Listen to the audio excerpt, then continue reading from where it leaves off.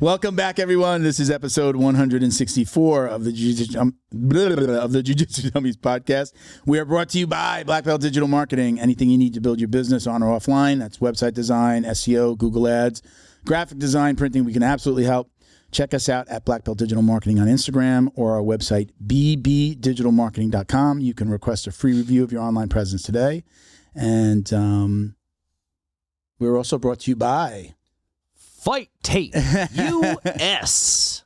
If you are a cut man, hold on. Did you pay the invoice? No, I'm just kidding. What, I don't. What the? Right, you just said, hey, pay that invoice. Fight Tape.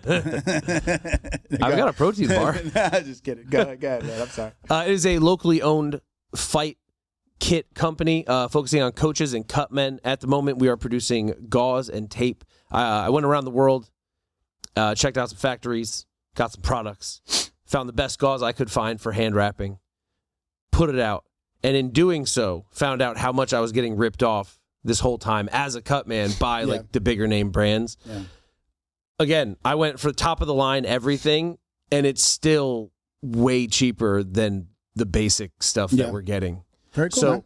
I wanted to take that and reach it out to people that do what I do so they can take advantage of it. And I respect the grind, man. You know how we go. So they can find Fight Wrap, the gauze. Yes. You said, is it literally end tape? You have the tape as well? Are you selling the tape as well? Tape's not up on the site yet. Okay.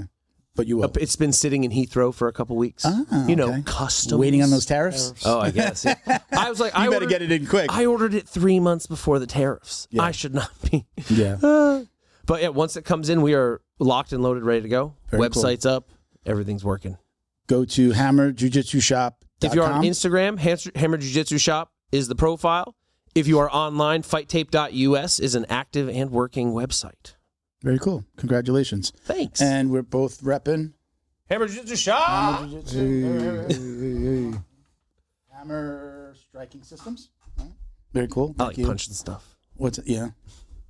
It's a problem. Owner of, for those first-time listeners, people don't know, you're owner of I own ATT American Palm Top Beach Team Gardens. Palm Beach Gardens. So if you're in the North Palm Beach area and looking to get involved in the martial arts in any way, from a hobbyist to a competitor, we have what you need. There you go. Show up, try it out. So I am Milton Campus. I'm a black belt training out of Coral Springs BJJ in Coral Springs, Florida. We got Christian behind the camera. Hey. Hey. Hi. Don't forget to like, comment, save, share, click that subscribe button. We really appreciate all of your support. We were just talking, Leighton and I, who we're going to introduce in a second. We're talking before the podcast. This is we're 6 years in. April, the month of April was when we did our first meeting. Like, this is when the idea was conceived, and I think we launched the first podcast.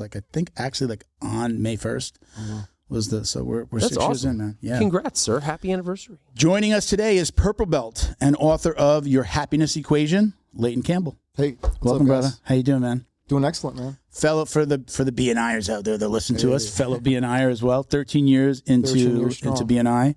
BNI, for those who don't know, is like a referral organization, business networking groups, right? So, yours is based in what's Plantation. So you're Plantation as well, but you're in Plantation too? I'm in Plantation. I live in Coral Springs. I moved from a group that was Coral Springs. I moved to one in Plantation. Oh, no way. I was in an all virtual, and then I went to one. It's one in person, 3 virtual. Hybrid. So, moved down to that one. Brandy was in my group. Brandy, my salesperson, who met you first and introduced us. She was in my group. She switched industries, or she didn't switch. She was leaving. Sure. Because it didn't work out in her industry. She was an amazing salesperson, and I was just like, we walked out of our meeting. It was in a Dunkin' Donuts. They have like a nice little boardroom. Yeah, I know that one. Right. On 84. In Yeah. Davie. It is a lovely Dunkin' Donuts. I went. Do you know what I'm talking about? Yeah. So I go to sit down to do a 1-to-1. She just finishes telling everybody at the end of the meeting that it's her last meeting. Little upset. Yeah. I go sit down to do this 1-to-1, and I'm like, hold on one second. And I'm like, I'm hiring her before anybody else gets her. And I think I either messaged her or called her. I said, hey, I think you would really do your personality. You'd kill it in my industry. Awesome. A week later, she was working for us. That's awesome. And like, I think 2-3 other people in our group tried. Yeah. I was the first, but I was like, not that we're the easiest. It was just like, you just have to be that. You just be you. and you will get business. Yeah, We'll do the hard work. Like, get them through the door, talk to people. They have to know, like, and trust, right? And immediately everybody likes her. So it was perfect. So she started working for us. And then again, you did a 1-to-1, and you did a 1-to-1 with her, and then she introduced us. Yeah, I went to her chapter, visited her chapter.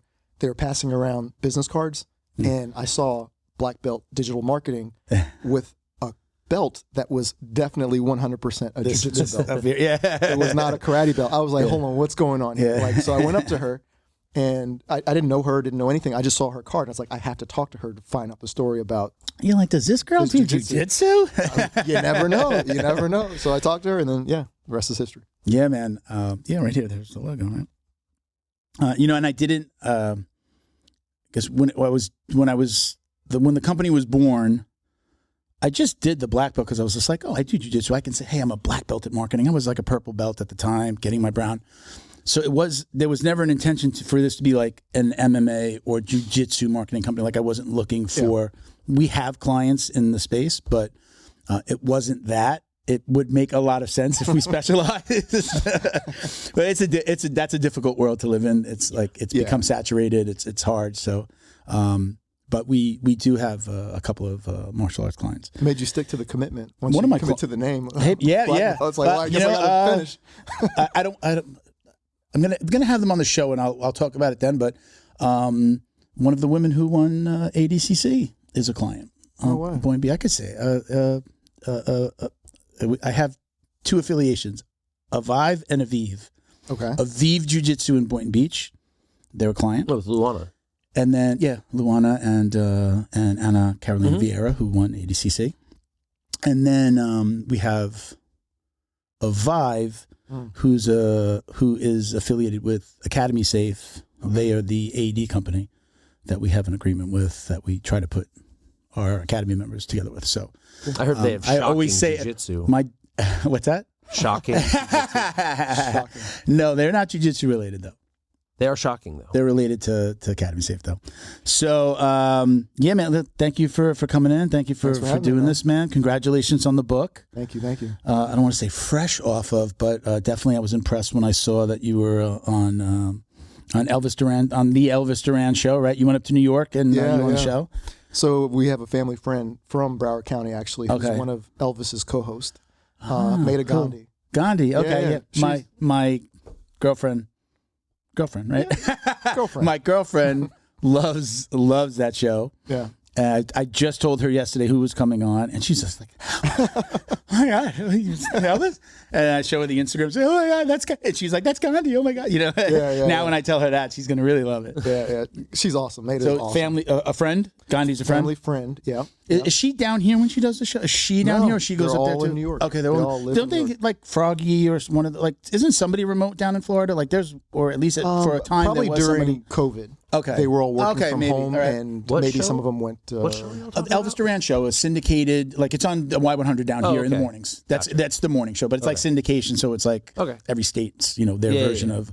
I think in New York they're on like Z100. Right? Yeah. Like Z100. So. I don't know if that they're all affiliated, but down here it's Y100. Gotcha. Is the affiliate. You probably can find them on like one of the more obscure, 93 point somethings as well. Like some people just, they're syndicated, so they play. Check them out.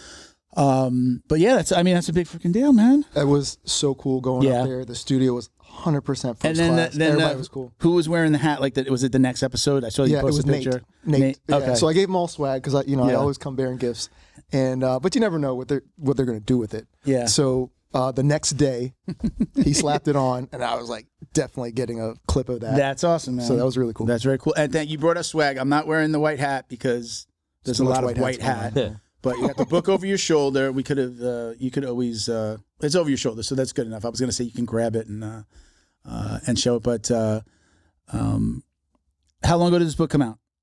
Book came out February 4th of this year. And how you doing? How's it doing? It's good. Well received? Yeah, it's very well received. We've most authors don't end up doing much of anything, and this is my second book actually. And my first book was a colossal failure. Was it? Oh, huge. In what way? Just because you could have an amazing book but not have the marketing behind it. It could be a great book, but the marketing wasn't there. It wasn't the greatest book. It was a good book, but what was that one about? It was about how to graduate college with no debt, money saved. Exactly. No, I'm just Well, not only was it super boring, but it was geared towards college students, and college students don't buy books. But they're the ones Critical who error. need it. They need it, but need is not the determining factor Yeah, of what people that is should true. do. Yeah, or telling what a they young, do. like basically telling a young person how to save or Yeah, they like, don't that's talk to me when I'm in my late 30s. But my that's friend. it's also cultural. When I was living in Thailand, my student's girlfriend at 16 wrote basically the same thing, and it was a national bestseller in Thailand. Really? wow. Yeah. Yeah. It was how to navigate the school system, get the most out of college, and get out of it without having to owe too much. Unfortunately, our culture does not Yeah. subscribe to that. True. It's an indictment of the How to wait in a financial the aid line. U.S. educational system, Yeah. basically, right? Wow. So that one was dud. Yeah, dud. But I learned a ton. Yeah. It took 20 years. I had no really intention of writing another book, Sure. but I had a scenario we can go into, and the response that I got was organic and huge. Yeah. And I was like, I need to do something. Tell with us this. about it. Tell us what happened. So, like we mentioned, BNI. I'm in BNI. At the time I was in BNI, I was the educational coordinator. Sure. All right. So every week we would have to bring an educational topic. It could be on business, life, anything that like helps members, grow in any area of their life. But fast forward a week prior to that, I'm with my kids. It's during COVID. They're separated from their friends, family. Their happiness is off. Their affect is off. It's just kind of not a great time for a lot of people, and especially them.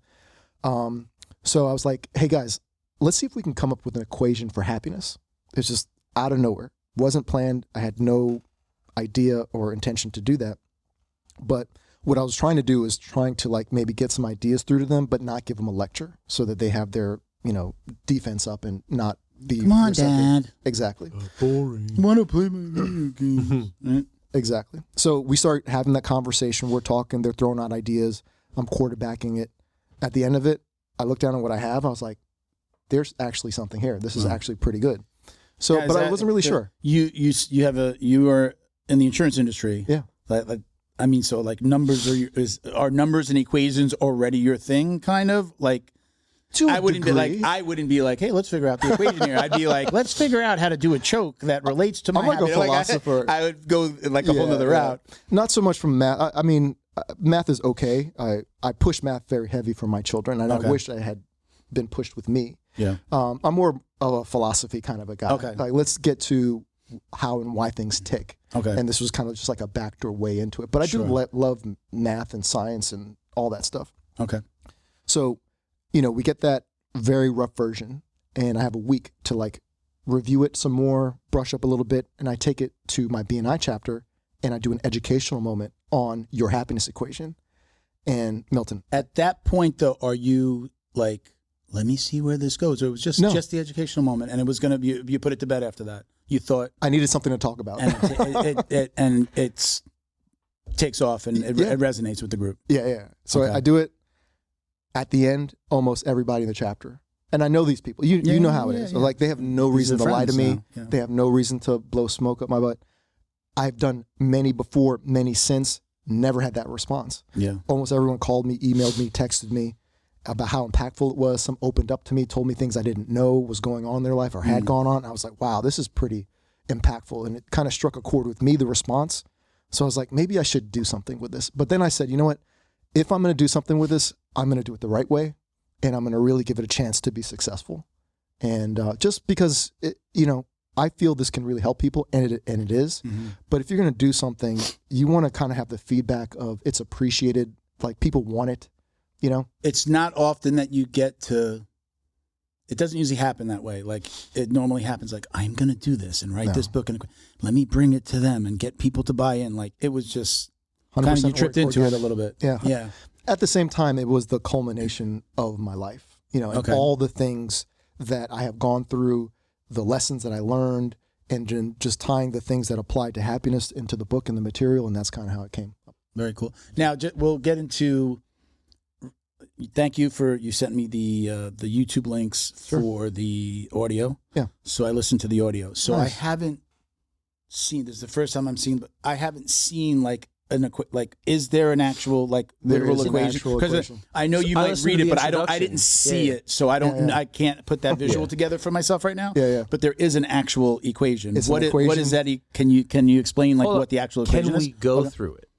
Can we go through? We should go through this. It's 7 things, right? 7 questions. So he sent it to me the other day. I only got through the introduction, and I was like, and you gave a really good brief explanation, and I was like, okay, how do we quantify this? Sure. And I think we were getting I don't know how long of a process it is to go through the 7 basic things. But you got a computer, I can open up some notes. We can jot some things down. We got the man right here. That's what I'm saying. Yeah.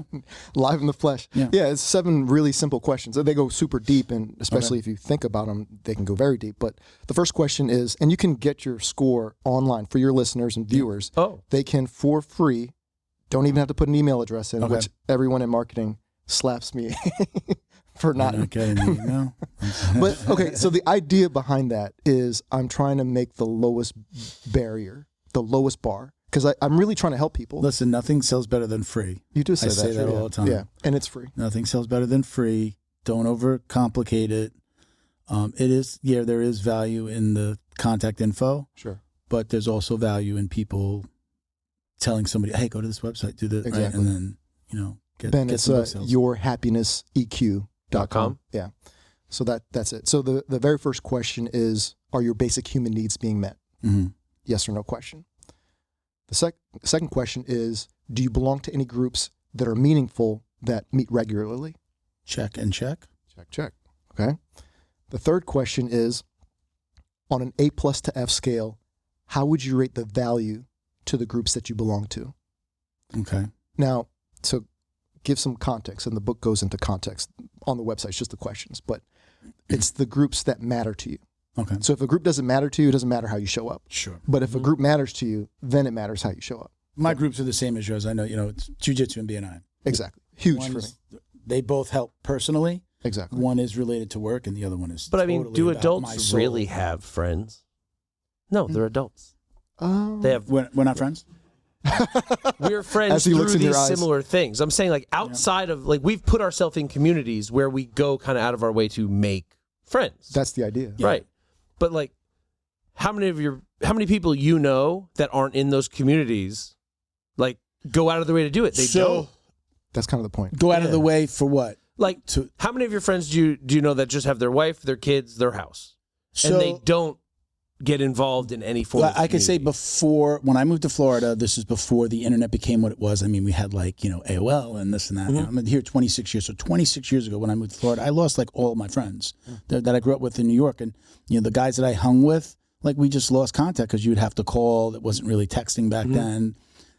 Facebook was still a few years away from going from just it was just for schools, right? You had to have an EDU email to sign up, right? And then until that happened, I lost contact with everybody and I had to start all new friendships down here. So, but now those same guys, I see them once in a while, but those things, now we're in text message chains and where, somebody's throwing out a joke daily, stuff like that. So in that way, I've reconnected with old friends, but yes, what's the age, after 40, you don't really make, do you talk about that in the book? Not specifically, but I've heard that. After a certain age, you're not really making, specifically. Yeah.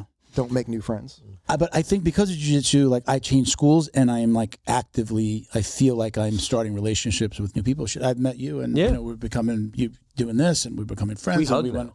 Yeah, that's good. It's a big milestone. I was going to mention that, I don't really, when I hug you, I don't really like it that you grab my ass. I could do without the... There's a difference. You said put a finger in, and I said no. All right, go back. Let's get back to the guest. All right, so where are we at? We're at number 3 or 4? We did 3. So number 4 is, on an A+ to F scale, how would you rate your gratitude? Okay. Hey, are we answering these as we could? Should we? You can if you want. Okay. You can take the test on yourhappinesseq.com. Yeah. He just mention that? He did just say it. Okay. Go to yourhappinesseq.com while you're watching the show, while you're listening to the show, and do the test. Unless you're driving. As we go over it. No. Because then you might not be happy. Hey. Your numbers might go down. Come on. Let's not stop people from doing what they want. Let's not rob Pull over.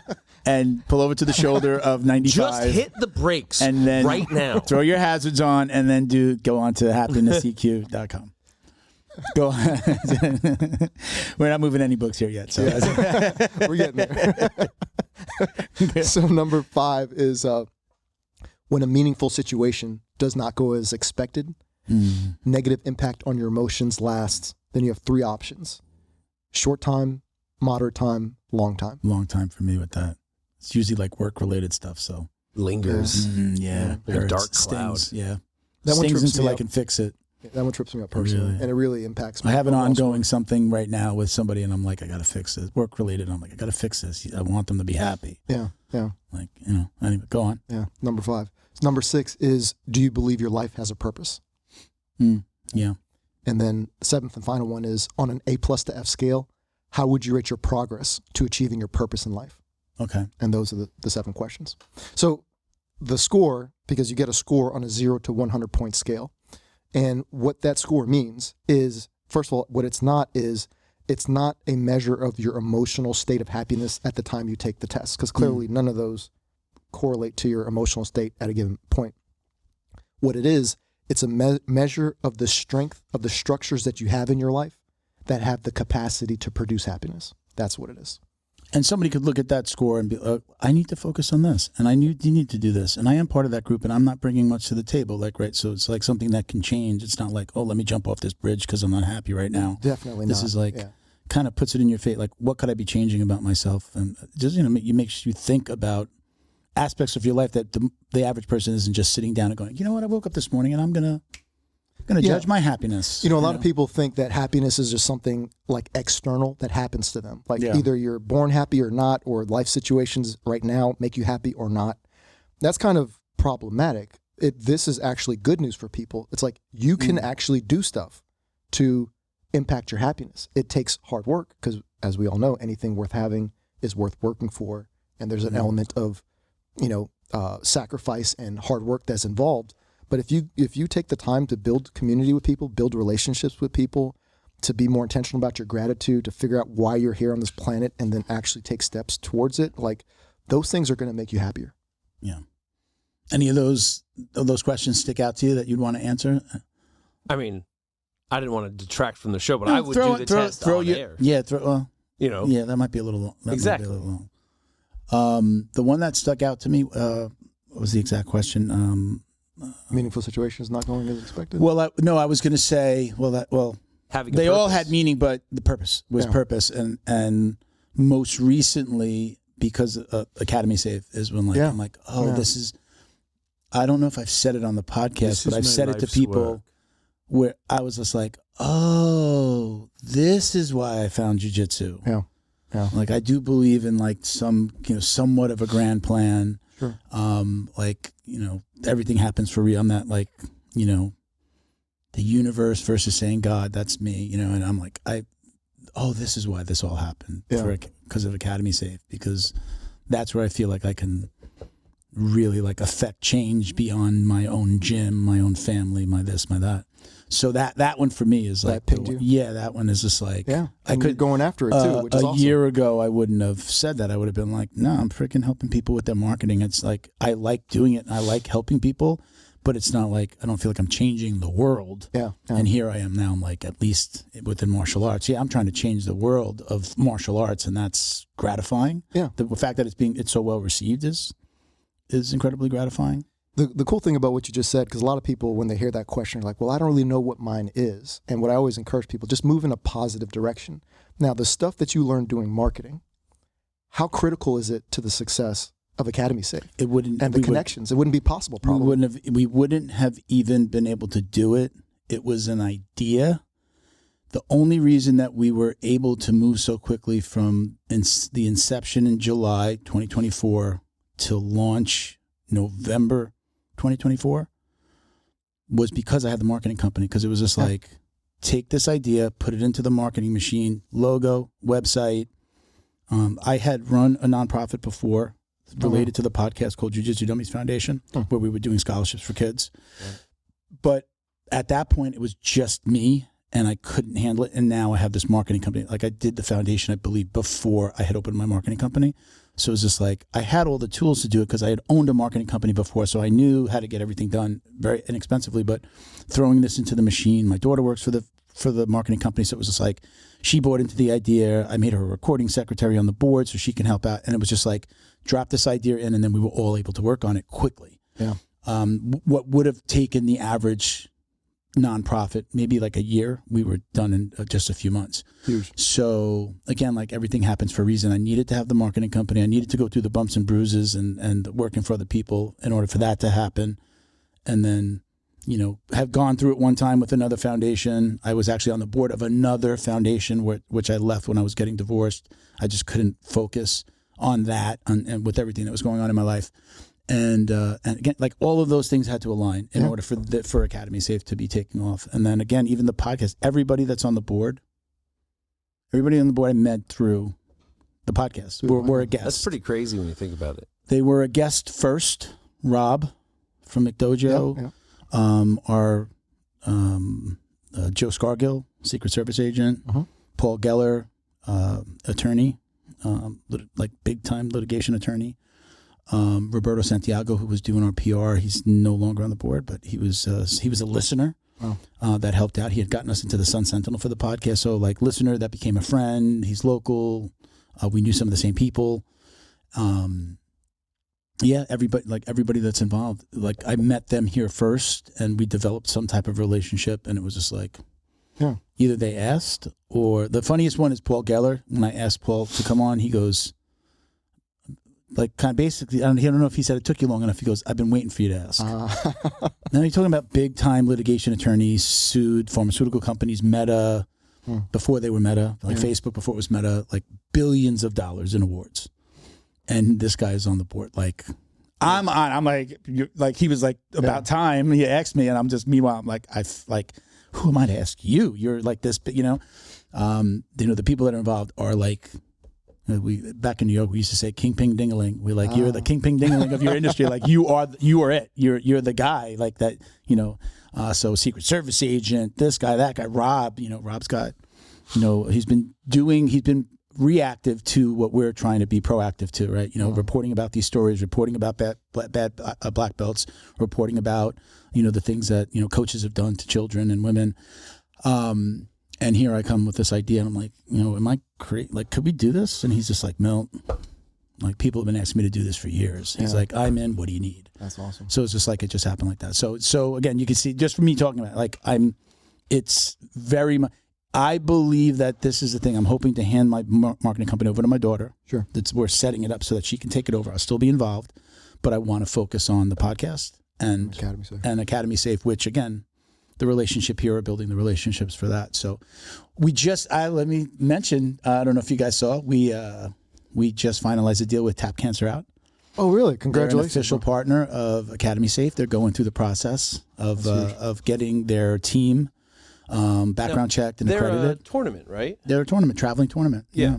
Yeah, and they donate millions of dollars to cancer research. You can go do their tournaments. You can raise money to basically pay for that typical fee that you would pay to to be part of a tournament. But there are people that just like are constantly raising money. If you raise over like certain amounts, there's like little prizes that they give, like they'll give you a backpack or a geese, like things like that. But you can just be raising money. You have like a little fundraiser of your own that you could be sending out links to. And that's just the way it works. And then it's, it's a cool tournament. That's awesome. That's cool. Rob from McDojo actually got us through the door over there. So hats off to Rob, who's coming in next Wednesday. It wasn't on our schedule. He at last minute, I don't know if you're available on a Wednesday at 10 a.m. this next Wednesday. If you want to come in, Rob's going to be here to do, we're really going to be talking about Academy Safe. So if you want to come in, I didn't put you, I just realized that I didn't put you on the invite. Okay. But anyway. I can't stop in the middle of wrestling season and just go get a hip replacement is what the doctors want to do. I don't have time to take off. Since going to Laheel, my knee pain is 100% gone. I couldn't even run from here to the door over there. And then after completing the peptide treatment, I can run miles now. Anybody that wants to stay active, anyone that's involved with a sport, anyone that has young kids, and you want to avoid, number one, the cost of surgery, the rehab from surgery, Laheel is the place to go. Unlock the power of your online presence with Black Belt Digital Marketing. Their reputation management program ensures your Google business profile is seen by more potential customers. Black Belt Digital Marketing is your full-service digital marketing agency specializing in local SEO and reputation management. Boost your business today. Visit bbdigitalmarketing.com. Your success is their priority. That's a huge deal for us. So thank you to Jonathan over at Tap Cancer out there going through the process. Everybody's getting their background checks done. We already added them to the website. Their listing pages there. Very cool, man. Ben is listed there as well. Yay. His guys are a little slow with getting some stuff done. There's a little incompletes going on. There's some incompletes there, Ben. What's going on? Everyone's passed the background check, from what I understand, so we're good there. I think it's just a couple of the concussion courses and stuff like that. More than a couple. And then getting an I think AED. like everybody has to do the safe sport and the concussion course. Once you do that, the rest of the stuff is easy. Perfect. But you guys are listed. You're showing that was listed, but not fully accredited till everything is done. Okay. So, Tap Cancer Out's going through that. And I mean, it opened our eyes to. We actually, because they're on the site, so we can talk about this too. I don't think I've mentioned this one. So we have UCLA has like 20 plus martial arts programs. So we've got the director, Paul McCarthy. The director of those programs has approached us, I think, again through Rob. I think they met, and we started talking about like how could we get all 20 plus programs through our process, meaning the coaches, the assistant coaches would do the background checks and blah, blah, blah. So like in their case, like they have one room, they have like one big mat room where all the programs happen. So it's just like there's an AED in that building. There's security cameras. Like those are two of our requirements, but they're not inside the room. So we're working with him on what is the process going to look like for not only UCLA, but other colleges. Yeah. Right. So he's, we're getting him through. It's like the end of the year there. So we're not going to do the background checks on staff until we know who that staff is, which we'll know in the summer. Don't but they before already they start, background check teachers and college yeah, staff? they do. But with the background check is the only thing that I don't care if you just had a background check yesterday with somebody else. We have to do it through our platform. Oh, okay, gotcha. We in order to take on that responsibility, we can't risk it not having been done by us. Or like, oh yeah, they handed me or gave me a PDF with their background check. No, Yeah. that one we have to do. If you've done Safe Sport, Safe Sport will tell us that you're logging into our system with the same email, or logging inside of our system is connected to Safe Sport. So if you've done it already, it will record that. Okay. You have to do a continuing ed once a year for Safe Sport, so it'll also tell us when it's time for your continuing ed. So you do the course the first year, and then every year there's going to be a continuing ed, and then like every other year you're doing the full course. So they've got a lot of things, and like a lot of their people are already first aid, CPR, AD certified. So we're just gathering those details. But again, right now we've got him through, like he went through the process. You can go to find an academy on our website, and you can see UCLA there. You can see Tap Cancer out there as well. Nice. So those two things opened our eyes to, we can do for businesses, or tournaments or colleges. So hopefully that model will be the model for other colleges and universities. Schools would be absolutely massive. Yeah. So, we have them listed. We have UCLA on, but we haven't made a grand announcement of a partnership or anything like that. Hopefully we'll be able to talk more about it. He's gotten the okay to go through the process, but once we start getting all of the new, it's usually the same coaches, but some of them might change, when we're going through that process in the summer, we'll be able to then really make some announcements like, hey, you can go to our website and find. We actually added classes and club categories, so it's like Jiu Jitsu, Sambo, Muay Thai. Right now, there's clubs and classes. Oh, cool. There's two other, so it is a little different, right? So you can actually go to, if they have a class, a Jiu Jitsu class, like you would go to any, go to school and take a math class or a physics class or an economics class. There are classes, and then there are the clubs. Yeah. My stepdaughter goes to UCF. Okay. Laborio's up there. Mm-hmm. So if anybody knows Laborio, tell him we want to talk to him. Rob knows him. He's going to be reaching out. But kind of cool. Like at UCF, Laborio runs I don't know how involved he is with the classes, but he runs the club. Mm. So like that, right? So like he's got a club. Like, let's get you listed on there. And then, you know, for something like that, like people say, well, why did I need to be listed, right? So number one, you're showing, hey, look, I think that martial arts should be safer. I'm supporting this background check, safe sport thing. Let's make sure that everybody's safe and that coaches are, There's nothing vetted. in moral opposition. Yeah. But we're like, so it's like you're showing your support for us, but then we're putting you on a website that a marketing company is advertising. Like then we're putting money behind this to get our listing page found so that people can find you. We post on social media for that. Like as you get accredited, we'll post on social media. And then just like I was telling you before, hey, invite me to collab when you're posting on stuff. I love you're part of the family now. Like, hey, let's put stuff into our feed, So same thing with them. Like those, we're adding stories. They're collabing on our Jiu Jitsu Dummies page, on the Academy Save page. Rob from McDojo is always like adding those to his stories. He's got like 600,000 followers. Like kind of a good place to be if you're in the martial arts space. So, man. So, going back, purpose. That's the passion and out, purpose. Yeah. I mean, yeah. It's I think it's a big deal. It's still when you see these stories, when Rob puts out these stories about things that have happened,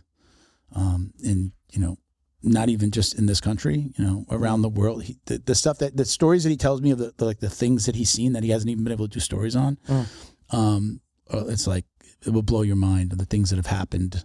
Nothing shocks me anymore. It's crazy. It's crazy. But yeah, I mean, so yeah, that one resonated with me when you said it. As a matter of fact, like I wrote down when I was listening to the book, I was like the two chapters, or at least I don't know if you'd call them chapters.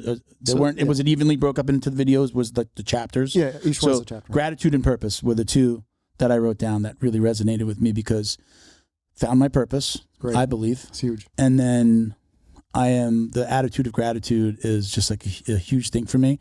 And I think with anybody, you kind of have to remember yourself, like you have to remember to be grateful. Yeah. It's intentional. Yeah. You can't, it's like sometimes it's just like, it's really easy to be like, the easiest way for me to explain it is this. I was telling Christian that like, I'm always waiting for the other shoe to drop. Like if something good happens, I'm just like, Yeah.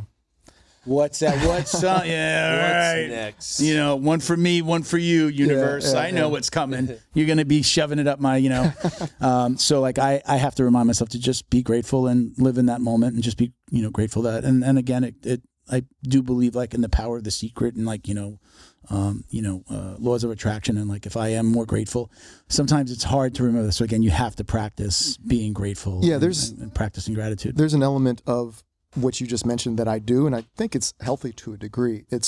You don't want to be on the emotional roller coaster of life. So things are going like really well, and you just think this is going to continue forever. Like nothing bad is ever going to happen to me again. And on the flip side, things are going really bad. Things really suck. Never any light at the end of the tunnel. This is just going to go on forever. So you don't want to be on those ups and downs. Those are super problematic. Why do I feel attacked right now? Am I describing you, Ben? Yeah, you kind of want to be in the middle. So when things are going well, it's like, okay, things are going well right now. I don't know what's coming around the corner. When it does come around the corner, I'll deal with it. I'll get through it. It's going to be fine. I've dealt with things before. I'm going to have to deal with things again. It's life. Yeah. And the same thing when things are bad. It's like, okay, this was definitely not good. Yeah. This is not good. But you know what? I believe in the law of averages and the law of inertia. So when things are not going well, I say things can't continually go bad forever. It's like a sales principle. Sure. I challenge any salesperson to go out and get 100 no's. If you're worth your salt, you're not going to get 100 no's. You're going to get a lot of yeses in that process, And then with inertia, it's like if things are going well, I just tell myself, there's a voice deeper in my head that kind of balances me. But from a salesperson standpoint, it's like, I'm going to ride this train forever. Sure. Yeah. And just ride. And then if I get derailed, because inevitably that happens, it's like, okay, all good. Time to reset and keep moving forward. So I try not to tempt the universe by over celebrating. Yeah. Or getting down in the dumps. Like I do believe as long as you have more wins than losses, we're all going to have losses. Like there's never anybody that's like, oh, I've won at everything I've ever done in my whole life. I mean, that number, that percentage is so freaking tiny. I know a guy. Ben knows a guy. But I try not to. In my mind, I try not to tempt the universe by over celebrating because I feel like the universe goes, hey, watch it. Hey, Yeah. calm down. Even with salespeople, I say we celebrate when the deal comes in. Celebrate for a few minutes, take your victory lap, and then forget that it ever happened. Exactly. With sales, you can't live on the high of the last deal. You have to move on to the next one. Okay, it's 0-0 now, right? Yeah, you won one. Okay, but you've got to go in at 0-0, score clock, clock, reset the clock. Everybody's at 0. Now go for the next one, right? So I definitely, I just feel like if I over celebrate or, do too many, like, no, don't put that energy out there. Just do it. Move on. You overdo it a little. You give one of those. Yeah. Whoa. You're like, yeah. Like, fuck. Do you guys remember Fedor? He was a fighter in Pride. He was like 32 on a 32 fight run. Is that the real way to say his name? Yeah, Fedor. How do you say it? Emelianenko. It sounded like I would say Fedor. Yeah. Oh, you said Fedor. No, it's Fedor. Okay. But I might have heard it differently. No, but I know that you do all these accents and you do all this stuff. So I'm like, oh, he knows how to really say it. This man never celebrates. They announce him and he goes, yeah, his brother's the same way. Yeah. And like, I kind of subscribe to that stoic thing because every time that I celebrated longer than, like, let's say it took to get out of the ring or the cage, something bit me in the ass. Yeah. So now I'm like, yeah, good work. Yeah. No, it's a great philosophy, man. If you get super jacked on your highs, there's the other side of that coin, So just taking it in stride, you celebrate, for the moment that's appropriate, take that in. It is important to celebrate the good things in life. That's where the gratitude comes into play. Should we work hard? You got to celebrate. You got to celebrate. And then you go back to work. You said something in the book about you reminded yourself, like, I don't know, it was, I may not do it justice, but you were talking about, I think about, like, it could be worse. Oh, yeah. Kind of like somebody could die. Again, I'm paraphrasing it, but like, right. Somebody could die or somebody could be injured or be in the hospital. Like, you want to explain that, like that portion of the book that you talked about that? Yeah. On the way your mind thinks about what we're talking about. Sure. So I give people like a toolkit that they can use to protect their happiness. Okay. So it's one thing to get happiness, it's another thing to keep it. And as life goes on, your happiness is going to be attacked. It's just the nature of life. So what can you do when these attacks inevitably come? And one of the things you can do is almost without exception of everyone I've ever talked to who's been through crazy stuff. I've personally been through crazy things. I'm sure you guys have been through crazy things. You can look at that scenario and think of how it could have been infinitely worse. Mm-hmm. But it's hard to do it in the moment. In the moment, it's hard. That, like, looking back on it. Like, so you think, my friend. Yeah. Am I wrong, right? Like, it's just like, in the moment, you're just so overcome by what's going on in the moment.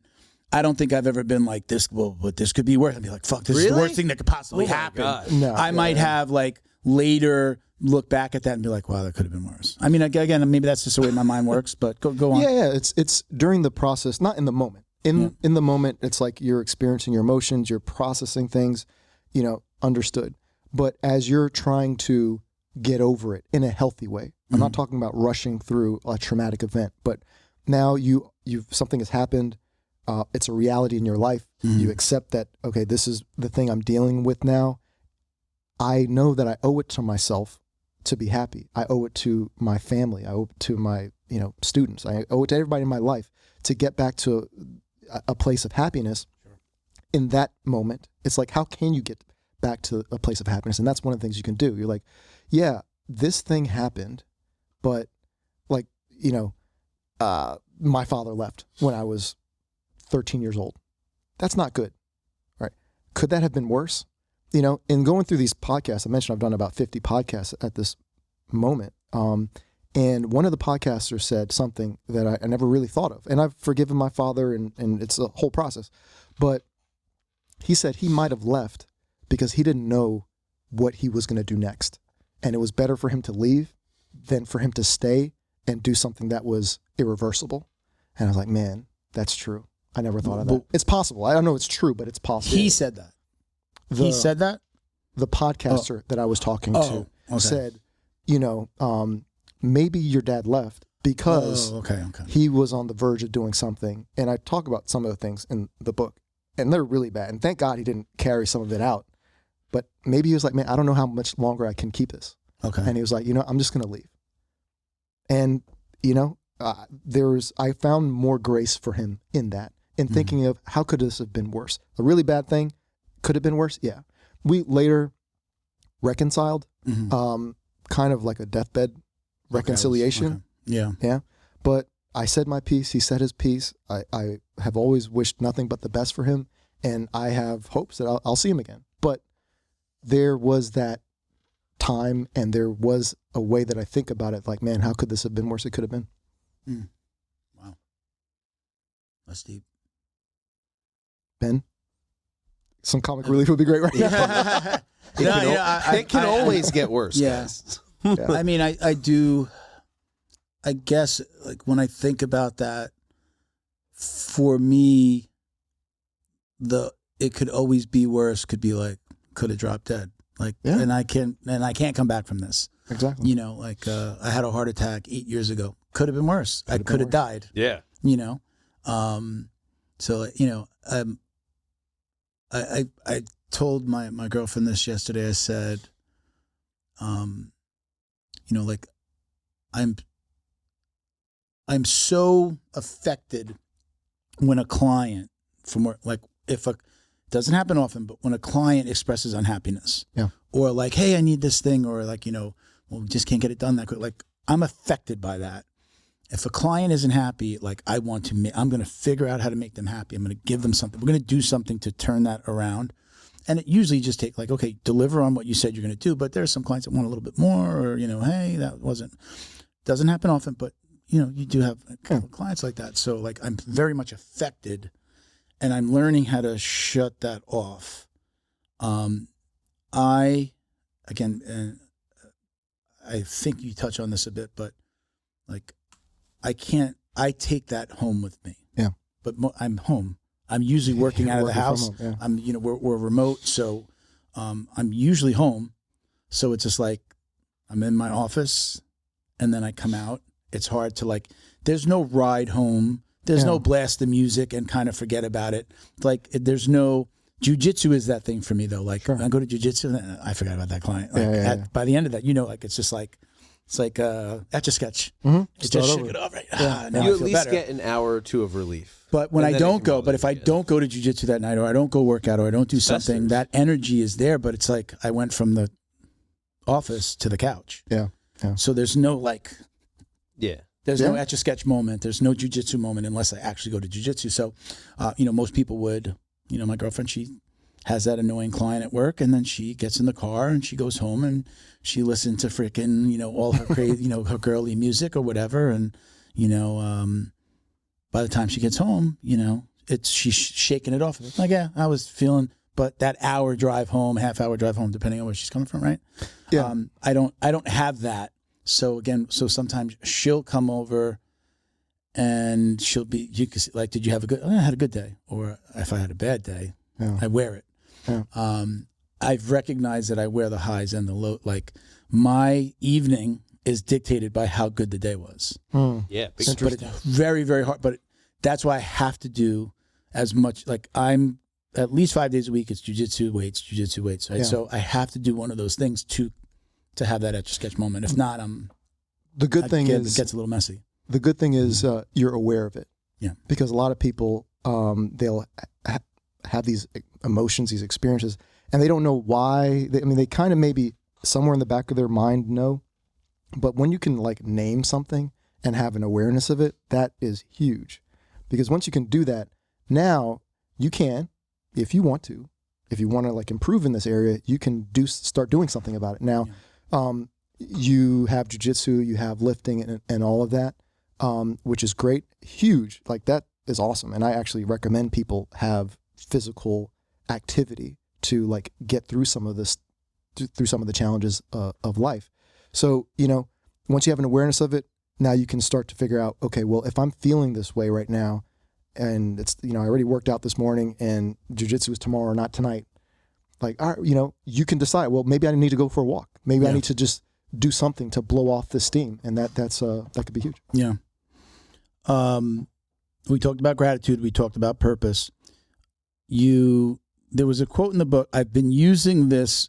Somebody said this to me on an episode, and I've used it in business, and I use it to kind of just when I'm coaching or maybe mentoring somebody. Yeah. I would say, especially for clients, probably more than anything, grow where you're planted. Yeah. You know, like when we're talking about a marketing program, if you are in Fort Lauderdale, let's do the marketing in and around Fort Lauderdale, even if it's not like a service base, like you sell something that, yeah, you can ship anywhere in the country, but would people around you like to buy this? Like, let's grow where you're planted. Like maybe let's get you into some shows and some, convention, like when the conventions come to town, like maybe you should be setting up booths and you should be doing stuff locally and let it grow out there. You said grow where you bloom. Bloom where you're planted. Bloom where you're planted. Is that basically my guy? Okay, so I guess my guy added the grow where you're planted, but it's the same concept. I mean, I didn't look it up yet. Yeah, I was just like fact checker because I thought it was like his. I'm like, oh, that's great. I'm going to steal that, and I've used it. I never looked it up to see if it was anything beyond that. But when you said grow where bloom where you grow, I was like, oh, he's got that wrong. It's grow where you're planted. There's probably a million variations. But it's a French proverb. You said? Yeah, it is. Okay. It is. But you know, the thing is, like, truth permeates time and societies and cultures. You're gonna run across the same ideas over and over again if you read and you talk to people and so on. But that kind of ties back to what we were talking about earlier. It's like you found your purpose ultimately, but while you were en route to that, you were blooming in marketing. You were making connections. You were learning information that ultimately help you with what you feel your purpose is. And that's the point that I bring that up in the book. It's like, you may not know what you are here for, and that's completely cool. Mm-hmm. But where are you? Where do you show up right now in your family, in your academy, in your business, wherever? It's like, do the best you can there to be as impactful, as helpful as you can. And in doing that, you're going to inevitably come across that thing that you felt you were put here for. Sure. And you're just going to be that much more equipped to be effective in that. So let's tie this into jiu-jitsu. Now, you are trained where? Maddox Academy, Davie, Florida. Purple belt? Purple belt. How long you been training now? 6 years. Okay. You talk about the section of the book where you talk about tribes. Yeah. You have, I think we both, really, the two tribes that I guess you can have like the family tribe as well, though, right? Sure. Yes. But like, I guess the outside groups, the tribes that you have are the same as, right? It's BNI and Jiu-Jitsu, right? BNI Jiu-Jitsu, I have one other one. It's a mastermind group that I'm in. One of my favorite, I mean, are your BNIs all in person? Yeah, all in person. So I'm I told you, like, I'm in a hybrid, 1 in person, 3 online. So like, I love the first Thursday. Of course. I love the first Thursday. I hate getting up that early. But once I'm there, I'm like, I love that I get to meet with everybody and see, and it's not just the computer. So, is BNI similar to like a Chamber of Commerce group? I'm going to let the guy that's been in it 15 years, It's similar in the respect that you're networking with people, and you're meeting people physically, and you're talking, and you're trying to help each other with business. But it's completely opposite to the Chamber in that in BNI, there's only one person per profession. Mm-hmm. So if you join a chapter as an academy owner, they're not going to admit another academy owner, who is now like your competitor is there with you. Okay. Now in the chamber, that's going to happen. You're going to have people of multiple business categories all in the same room. And that could be, good in some respects, but when you're trying to develop long-term meaningful relationships, having your competitor constantly talk to your referral sources is just not a way to have long-term growth. Yeah. Imagine that, like, you being in a group where it's like I would say it's like jiu-jitsu and karate and other martial arts disciplines. It's like, hey, we overlap, and there's a guy over there has a referral. Hey, I know my wife's friend is looking for an academy. Okay. Here, talk to all 3 of these guys, or would you just talk to the one? It's because it's locational and... Yes, yeah, so it's like, I mean, they're like Charlie, Josh, and myself are all in Maya. Yeah. But Charlie's in Coconut Creek. Josh is in St. Augustine. I'm in Palm Beach. We have no overlap. Yeah, industries are like, for us, it's like every industry is represented by one person. Okay. And then the idea is like, if there's a real estate person in my group, if my parents are going to sell their house, I Gotcha. say, hey, put them together. I refer my parents to the real estate agent. So does BNI have a branch in Palm Beach? They actually everywhere. followed They're me. worldwide. Everywhere, yeah. They followed me yesterday, and I reached out to That was them. probably me. Oh. That's probably me. Oh, the BNI account? Yeah. Mine is BNI top tier in Broward. No. I know that I liked your stuff. Oh, okay. I handle the BNI account. We do the social media for my group. Oh, okay. And I know that I Then it was probably you. yeah. I thought I was getting special. No, but You are I special, would man. I would Thank you. recommend. I don't know if you have more insight for martial arts academies in BNI. I still think you're networking, and there how many you get it now where somebody's just like, oh, I know somebody who's looking for like martial arts for their kid, and so you're networking. The idea is if I'll call it like your responsibility. I call it fulfilling my obligations. Your obligation to the group is to potentially bring in other people to represent, certain categories.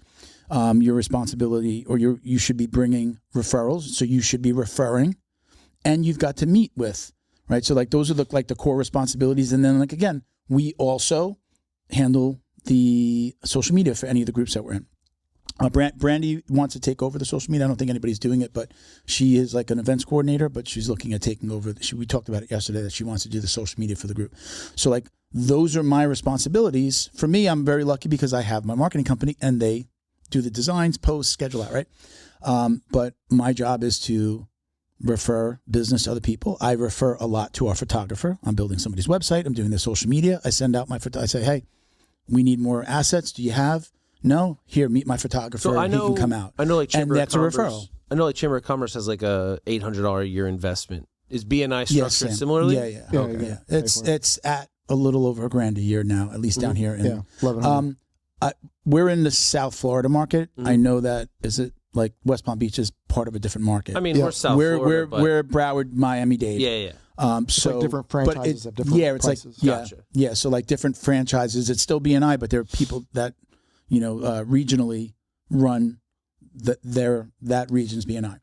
Highly recommended. I think it's a great thing to do. You have to put in the time though. You have to put in. You're also one of your responsibilities is also to do what we call one-to-ones. So. Getting on, going to lunch, going to have a coffee after a meeting. Maybe you grab somebody, you go sit down, you get to know each other a little bit better.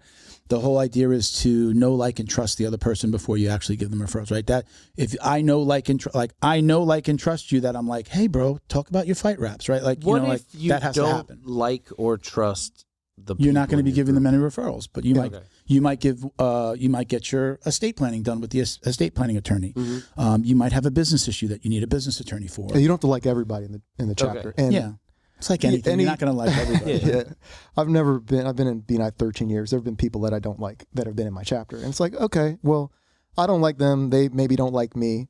It's like, we're probably never going to pass business between each other. And that's fine because there's 39 other people. Oh, okay. You know? So these aren't small. And if I don't like I'm just using this as an example. If I don't like the real estate agent in my group, but I still want to kind of get credit for, we're not passing money to each other. We're not giving each other commissions. But I might say, but I love the real estate agent in my last group. Yeah. Or I met a real estate agent in passing that is in another group, BNI, but in another group. I can pass business to anybody globally, go on the app, find somebody, or I could be passing a referral outside of my group, but still keep it within BNI. So you kind of get credit for those things. They are. Yeah. Okay, so you specifically want to do it through. I do a You lot do of it through the app, referring, yeah. but it's typically like direct text, direct email. But I'm assuming if you're in a group like this, you kind of want to log it. Yeah, they track Yeah, everything. There's an app. There's an app. They log everything. It's a full like business. your one-to-ones. Okay, I had a one-to-one with Leighton. I'm gonna put it in the app. I'm gonna get Will credit this for count it. as a one-to-one? I actually thought about it. I was just like, I'm gonna since Leighton's been in longer, I'm gonna say let's we're call it supposed a to talk about We're talking business. BNI, right? We're talking about BNI. We're probably doing more for BNI. Right? Yeah. Right. Any one-to-one ever. Whoa. So Are they sponsoring the show? Let's not say it here so that they're like, hey, that was a party. That doesn't count. Yeah. But you have responsibilities. So I've had as many as 4 seats 4 employees in 4 different seats. I have one. in another chapter. My daughter's just expired, and she does most of our production side. She's not really a salesperson. So I had her go in. We were going to do the nonprofit seat in her group and switch her over to Academy Safe. But time-wise, her time is better spent just focusing on the delivery of our product, which is like what we call production.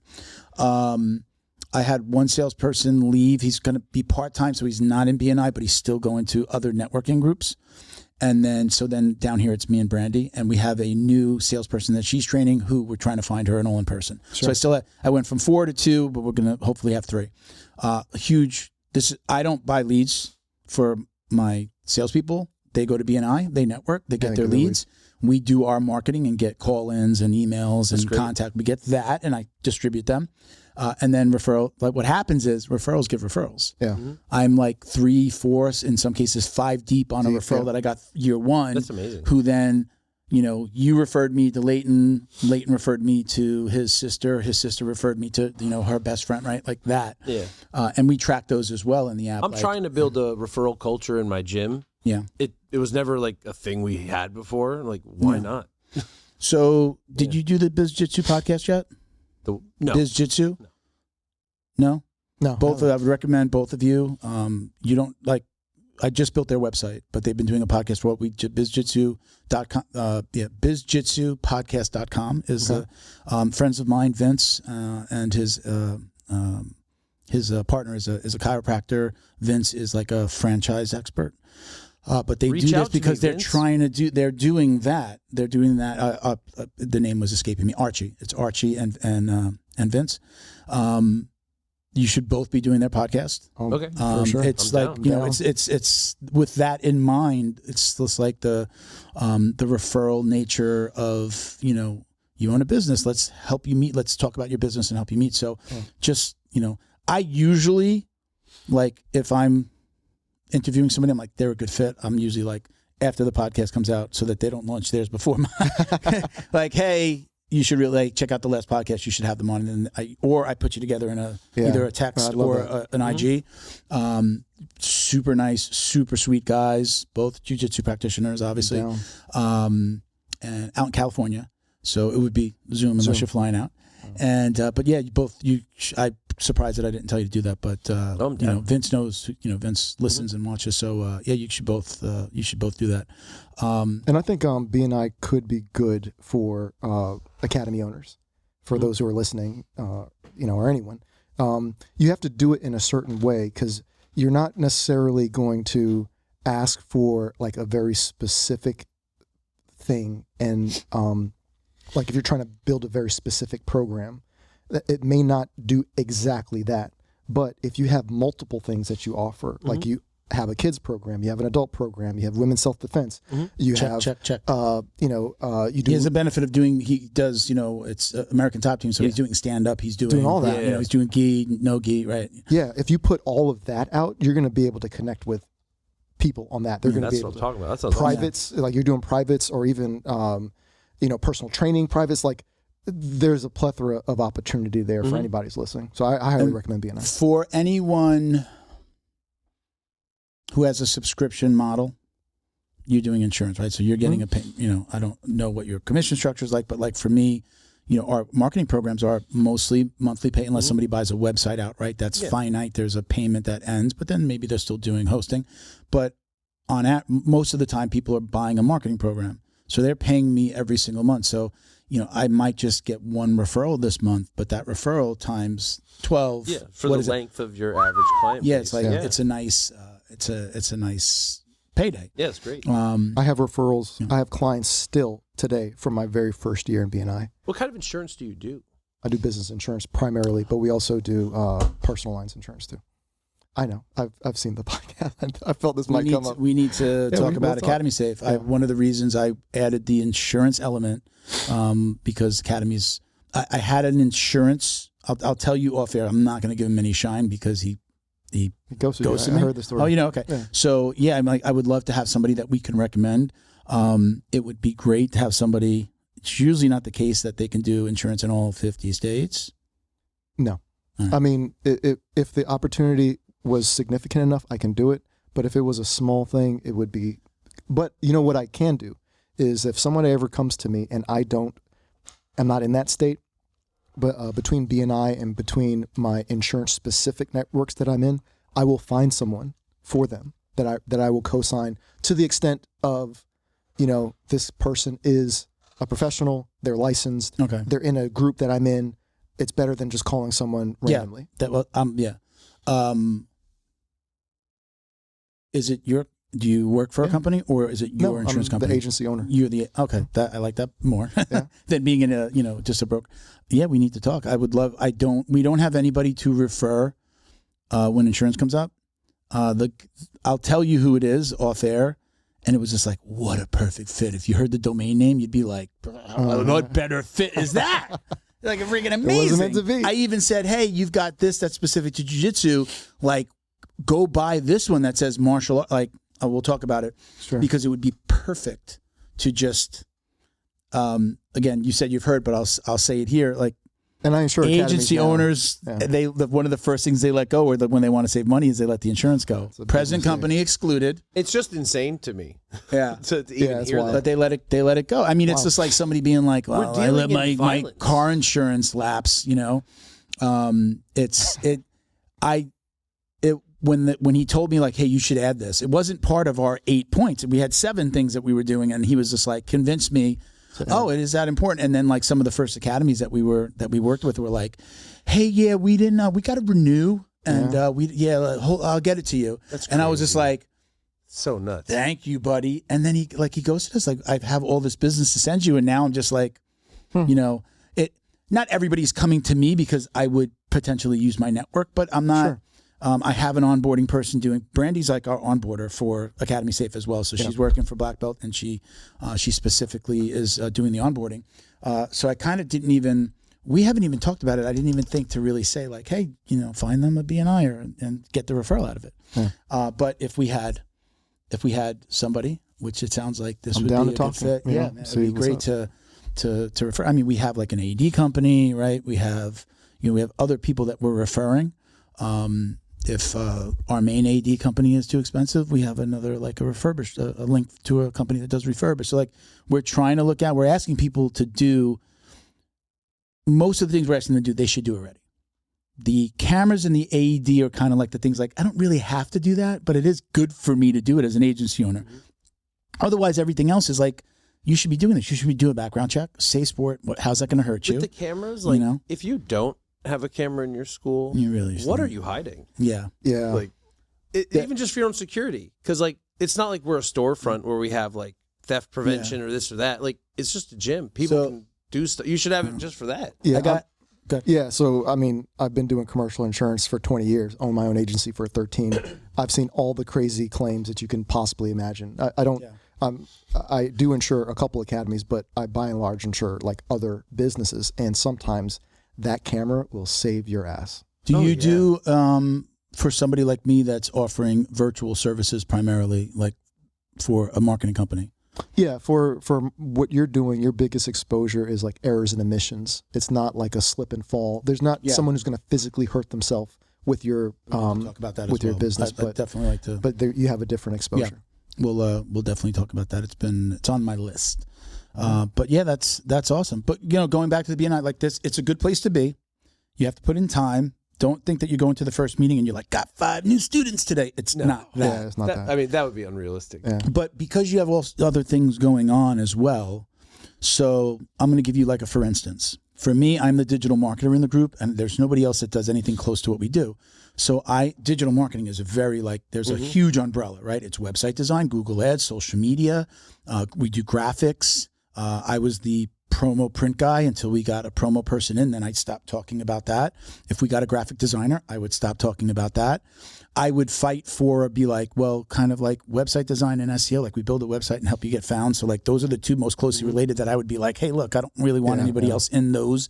That's digital marketing, but it could be broken down further. So like for you, it's unlikely that there's going to be like a fight rap person, right? Like you're the MMA guy and then you have a t-shirt company, you have this. So like, as long as you're not like, let's say there was a t-shirt person in there that did like maybe screen print, maybe you use them, right? Now you're giving yourself as a referral. Maybe you get cheaper pricing than you are now, right? Right? That's one way. But you could be talking about those things. Now, there's not going to be like 15 other martial arts people in the group. So like I strongly doubt any niche that I'm in, You're the good. Okay. But you just never, like, there's value in it for you to find out, right? So next year. I was entertaining Chamber of Commerce. I have a couple friends that are in it, and they're like, the networking's fantastic. And they've been in it now like 7, 8, 9 months. And they're like, not a single referral, but, they're in medical. So like, I did meet some lawyers. I met some MRI people, but it hasn't turned into. So in BNI, I hate to use the word require, but you're required. Your job. It's an expectation. Is an expectation, right? I call it fulfilling my obligations. My obligation is to bring a referral once a week. Like to refer to somebody. Like I do a lot of referring, and the gym is the reason. I've got 100 and something people. If you told your guys, like, hey, if you guys need it, like, you could specifically go search for something and be like, hey, for all the business owners in here, I know some of the old timers. I just met a guy this weekend, Leighton Campbell. He wrote a book, but he's an insurance agent. Like, let me know if anybody needs anything. I'd love to put you guys together. Yeah. And somebody's going to go, oh, you know what? I was looking for, and now, boom, that's a referral. I get a lot of my referrals from my fellow teammates. Yeah. They're like, hey, I need something. And I'm known as the guy in my academy. Like, you come to me, I can find you somebody. Yeah, I am that guy. Yeah. I'm 100% that Everybody knows somebody. Like, all of those. If now you get to present, we do it for 1 minute. We get to talk about our company for 1 minute. There are some other things that you do that you get to talk about yourself, but you're going to talk about yourself for 1 minute. Every member is probably going to be at a minute, depending on the size of the group. And you're going to get to tell everybody who you are, what you do, what you own. Really, let's say focus on the academy. Every week, once a week, you get, whether it's in person, I do virtual and in person. So I would definitely recommend for you, I would do a hybrid because you have so much going on. Like, so just like meeting once or twice a month, and then the others are on Zoom, so you can kind of get back to it. Yeah. I know Leighton will probably be like, no, do the all in person. I get that. You were saying they were very early. Like, how early are we talking? They're throughout the day. There's some that do breakfast and some that do my first group was a lunch meeting. We started at 11:30. I love that. Now I'm up at. And now it's 8 o'clock on a Thursday. Come August, I have to my daughter to school by like 7:30. So what you would be doing though is this, right? So you'd be talking about your company, and you're at some point in there, you're going to tell people your ask. So you're going to tell people, I want you to introduce me to that mom that's looking to get little Johnny, that's 7, 8, 9 years old. They've been getting bullied at school. I want to speak to her. That's the person I want, right? And obviously in your area, like you're meeting with businesses in and around your area. So you're very specifically presenting your ask. If it was something else, like I really, coaches. Like I want to talk to this coach, that coach. Maybe you're focusing on the hand. I want to meet other academy owners that or anybody that that does any type of fighting discipline or that trains anything, because maybe you want to further the fight reps. I haven't met anybody that's in there for their academy, so I can't tell you like the numbers. I have so many buns and ovens that I'm sure something will overlap. Yeah. And again, like if that, like I know some of the other things that you have going on, I would be like, go in there as the academy, and then you have these other things that are related to the academy. Academy is always my number one. Yeah. Now I don't know, like your wife's involved with the academy, right? She helps me in my program. It doesn't have to be you. Yeah. Could be her. I think I excel in chatting. She excels in bureaucracy, planning. Yeah. But like, I don't have an office structuring, like the understanding of some people's frailties, I guess, in those settings. And I can be a lot. So can't see it. No way. So I think like when we were doing Chamber of Commerce, I'm like, this is a you thing for sure. But does she go out and would she talk to 15 different people in an hour? We went trick-or-treating. Will she do that? And she brought like 500 flyers and literally was passing out candy to the people passing out candy. She's a gangster. Okay, so she's good at that. She would be great for the BNI. I know what you have going on, and I think that you would be overwhelmed by it. You'd be like, I got to do this. I got a class to teach. I got to go to this podcast. I got to do this. I'll find my referrals in class. Yeah. Like, it always. But you could feed her those referrals that she can help get people. And then again, look, the idea is that we want to know, like, and trust each other. But we say that all the time. Once people know, like that Ben He's so funny. He's so good to be around. Good looking. They're thinking about you when they go to the family party or Christmas Eve, and little Johnny's walking around and he's touching everything and he's so undisciplined. And then he's just like, let me talk to his mom about getting little Johnny into a martial arts class, right? I got a guy. Yeah, it's that. You like, I'm the guy that you want to be the guy that people come to and say, hey, do you know somebody that could paint my house? Do you know somebody that does blinds? Do you know somebody that can help me with my like, you become that person. He says he's that guy in the academy. If you're that guy, you're going to be great at distributing referrals because you're helping those people. They're also going to ask you for other stuff, right? On both sides, right? The person you helped, and then remind me, I might have a tough one for you. What's that? We'll talk. Oh, okay. Off air. So okay. let's let me do a couple of little shout outs here. We kind of skipped to the end here. We talked about Academy Safe. I went to Laheel. I went to Laheel Biogenics yesterday? in Tampa over the weekend. Okay. Me and Bo took a ride up. We went to Laheel during the day, in the morning. Mm-hmm. We stuck around Tampa. We went to a place called Hyde Park. We had lunch. Very nice up there. I don't know if you know that area. Mm-hmm. Yeah, beautiful. Really nice. They had a little like area where we'd go have lunch, and it's kind of like a little hidden off the road. And we went down the road, and I was like, oh, look, this is so cool, all these restaurants. And then we made a turn, and then we felt like it was just like, nice. Stores, people playing on the grass, their dogs and kids. Mm-hmm. Like, it was really nice.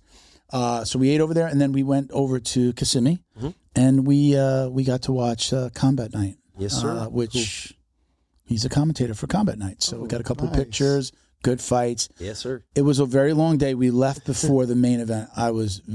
We were all tired. Yeah. I slept like three hours the night before, and drove up from here to Tampa. So 3.5, close to 4 hours, with Bo. Hey, Bo. No, just kidding. So it was a long night by the time we wound up leaving. For sure. How did the main event go off? Was it a good fight? It was a solid fight. Two wily veterans. It was very much stalemate-y. Yeah. Okay. Yeah. But it was very cool to see you in action. Yeah. It was great to have you guys there. We were like, where's Ben? We wanted to get. It was a MMA show, MMA, kickboxing. They do Combat Night MMA on Instagram. Not as often. Yeah. Mitchell. Yes. When is he coming on? He's coming on. We've got him 23rd. scheduled. Is it this month? Wednesday April? the 23rd. We have fights in Fort Lauderdale the 26th. Okay. So I think we have scheduled for the Wednesday of fight week. Okay. But is it April or May? April 23. It is April. Okay, I got to look at the schedule. Let me just double check. So it was a lot of fun, but went up to Laheel. Mm-hmm. I started off with red light therapy. You stand in front of this, like 2 light boards. Naked? Underwear. Naked. Nice. I left my underwear on. I didn't want to burn my pipper. Did you say your pepper? My pipper. Pipper. So definitely it's supposed to help with like skin and your skin's lovely. Thank you. It does look good. 50. This is what 52 looks like. Pretty Girl. good. Then they did a red light therapy, so a little bit more like shooting like lasers into my back, which was really cool. I focused on my lower back, and then we had got stem cell shots with exosomes in them as well as like a little cocktail. Did you do direct or did you do IV? Direct, no IV. They offer IV. I didn't do IV, and that was this weekend, so just one weekend. And how are you feeling? Taking it easy. I feel okay. No swelling, no side effects. Got to wait. I've been not supposed to work out heavy. Did you get the direct injections to your back, knees, back. Yeah, definitely. All over my back. 2 months, you're not working out heavy. At all. Well, they also said like the doctor called me. I will paraphrase. So if you've gotten stem cells, do not listen to me. Talk to your doctor or whoever you worked with. Because I didn't do the IV, she said just watch out for your back area, right? If I had done the IV, they'd be like definitely like way longer to like not to be no jiu-jitsu, light exercise. But she basically told me, she's like, give it 2 weeks. You'll be okay to go back to working out. Still watch out for jiu-jitsu. Very light with jiu-jitsu, but you can work out. Don't overexert yourself. Because basically it's like, what she's saying is, let's just say I hurt my arm, hurt my elbow. The stem cell injections that they gave me are going to search. They're going to go, oh, let's go here and fix that and not fix the thing that you're trying to get fixed, right? So Basically, it's don't get injured. Yeah. So stay off the mat, stay off the. Again, different from what I understand, different if I would have gotten the IV. Exactly why, but definitely I would have been off the mat for longer. So she did tell me, she's like, just give it 2 weeks. I did lose like a few pounds because I'm not working out. And then it's like no bread, no snacks. Like, they gave me a diet. No, they gave they're like for the foreseeable future. It like raw vegan? It was basically like eat whole foods, but they were very specific things like foods that would cause inflammation in your body, like gone. So it's like anything high sugar, again, breads, no snacks, no. So beyond therapy, they also focus on torture. Yeah, I'm like, I had an egg sandwich this morning. I couldn't take it anymore, so I had 2 little slices of bread with a nice egg sandwich. So it was great. It's it's been 6 days, 5 days. Today's 6 days. So they were amazing. I got to meet Stacy, the owner, Nathan, her husband. We went to the fights. It was just an amazing experience. It was very cool. Went up. We got some content we filmed up there as well. So, and they got us the tickets to Combat Night. So thank you to Nathan and Stacy. I've invited them down. We're going to schedule them for June. Stacy's going to come down with actually one of their. I think he's an academy owner who's also a patient. Wonderful. He's been a patient for a while, so they're going to come down and talk about not only Lahil, but they'll talk about his therapies. This is really cool. I'm awesome. Super happy. I'm excited to see what your results are. Yeah, I'm dying to see that as well, and I got a bunch of little other owies that I can get some. When do you see the full effects of it? I mean, it's so. I'll use the different. example. Stacy had, I believe, she tore her ACL. She got stem cells. She was back to running 5 weeks later. Wow. Yeah. So That's good to know. yeah. And I don't know that she did more or less than what I did. So that was one of the But examples they that's gave. even possible. It's good to know that exists. I am going to go on I definitely doing the BPC 157. They Are have you that. stacking it with a TB500? That's the other one. Ooh, that's the good So stuff. I just have to place that order, and they'll get it to me, and I will self-inject. But I'm going to be doing that probably next week. So they were like, definitely stack these with what you're doing. Like, you're going to feel freaking great. So I'm excited. I'm still like in the beginning. This is week 1. Yeah. So I'm excited about it. But they were amazing. You can check them out. Lahil Biogenics. They'll if you're not in the area, you're not in Florida, don't worry. They will do a like a telemed visit. You can meet with them on Zoom, on a video chat. But you can set up your consultation at Lahil.com, LEHEAL.com. If you mention the podcast, you get 20% off your first treatment. That's fantastic. Right? Yeah, very cool. Who else do we want to shout out? Lao. How do you say Classes time. Leo. Lao. I got to put them on. Law enforcement Smooth. officer. That's smooth. I got to get more glasses. I've had a bunch that I would give out to guests, but Ben's wife stole a pair that Ben doesn't wear, and so he didn't. I've reacquired. He's not. I have reacquired. I didn't bring them. Yeah, put them. Okay. Leo Optics. You can check out Leo Optics at leooptics.com. You can use code JJD for 10% off your order. They have these really cool bamboo sunglasses. Right, I love the little smooth. You can get a purple belt here. Hey, I can. What? Wow. Well, are you how close are you to brown? I got it. Don't jinx them. Don't jinx them. You got a couple years, okay? So Yeah, then you years. get the purple. But yeah, they'll do. You just have to when you order, you have to ask them Let's get to 2. give you a stripe. What's that? And 3. I'll get 2 and 3. One for each. No, No. don't do that. I feel like that jinxes stuff. Ah, okay. Like making your I- logo a black belt. What'd you say? Like making your logo a black belt. Oh yeah, right. A little different. I'm talking about like buying stuff with like buying a rash guard with the next color on it. I'm gonna be a brown belt Hold on. soon. I'll just buy this rash guard. I It's on bought sale. one brown belt thing going. How long could it be? Yeah. 7 COVID? years later. Yeah. I blow out my COVID's knee your the fault? day before. The day. This guy caused it. Unbelievable. The day before. No way. We went into hibernation with what do they call it? We went into The lockdown. Lockdown. Quarantine. Yeah. Lockdown. That Sunday, Jeez. before my first day of work was just like, everybody stay home. Like we put I mean, everything if was you think about it, timing-wise. blew out my knee. Coach That's true. Coach didn't tap and decided to like wrench my leg. Oof. Yeah, asshole. And wound up not training. So I couldn't train for most of COVID. I think like after 9 months I went back, and then it was kind of like things started to open up a little bit.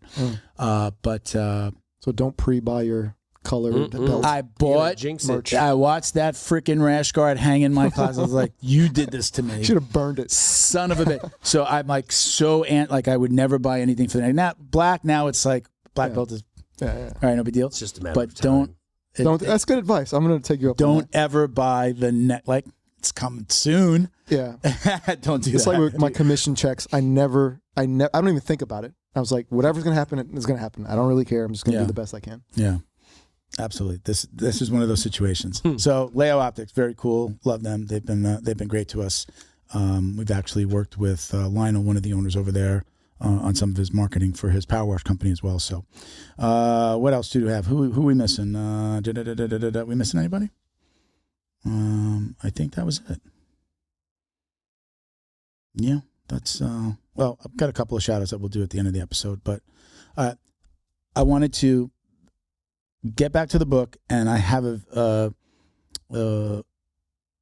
kind of then and now question. Okay. How long ago did you write the book?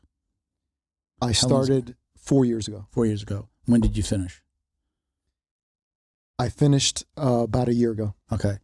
So I have no political takes whatsoever. Sure. That's not what this question is. But I am incredibly curious. Yeah. You talk about Elon Musk in the book. I do, yeah. How do you feel about him now? I don't know that any of that changes what you spoke about in the book. Yeah. Because you're citing his accomplishments. But how do you feel about Elon right now? All right. Like, I mean, you don't have to get into politics. I'm a big no politics, no religion guy, but at least for me personally, for you personally, okay. So, but I don't care if anybody else talks about it. I am a fan of Elon Musk. Yeah. I mean, I first of all don't watch a whole lot of news. So if you talk about a specific thing, the world is burning. Leighton, no, I'm just kidding. It looks pretty nice outside. A plane just crashed on, which is freaking crazy. A plane just crashed in Boca this morning or this early afternoon, right? Yeah. But go ahead. I'm sorry. Yeah. So generally, like Elon Musk, if he did something crazy yesterday, I don't know. I can't speak to that. Yesterday, the day before, the week before. Yeah. In terms of like Doge, because that's like a big thing. Generally, out of principle, I like it. Can you point to something that I would be like, well, yeah, no, I don't agree with that. Sure. But generally, like if we're paying taxes, I want to make sure that my tax money is going to good things and it's not being wasted. Now, is he doing it the absolute best way? No. Is he doing more than maybe other people have done? Because a lot of people will give lip service to, trying to make every election, efficient, but then they don't do anything. Yeah. So it's like, this is really messy. It's very painful and not maybe done in the most ideal fashion, but it's something. And I think the intention behind it is good. Is it perfect? I would be the first to say it's probably not perfect. Yeah.